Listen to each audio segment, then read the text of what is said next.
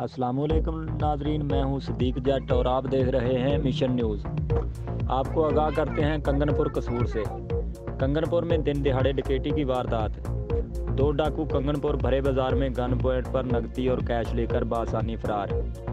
मोरखा 4 जनवरी दिन तकरीबन 3 बजे के करीब गिलानी सुपर स्टोर जो कि मंडी कंगनपुर नहर पुल के साथ है, जो कि मेन बाज़ार होने के साथ साथ मेन रोड कंगनपुर लारी अड्डा भी है, पर वाक़या सैयद अख्तर शहनशाह गिलानी के सुपर स्टोर पर दिन दिहाड़े 2 डाकू अंदर दाखिल हुए, जिन्होंने ना कोई मास्क पहना हुआ था और ना ही कोई नकाब पहना हुआ था।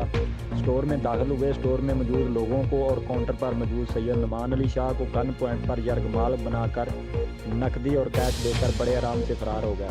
अफसोसनाक अलमिया ये है कि जिस जगह डकैती हुई वो यहाँ का बारौन का और पूरे कंगनपुर का एंट्रेंस है। बाकी लोगों में खौफ और गमे गुस्से की मिली जुली लहर। पुलिस ने मौका पर पहुंचकर डकैतों को ट्रेस करने की यकीन दहानी कराई।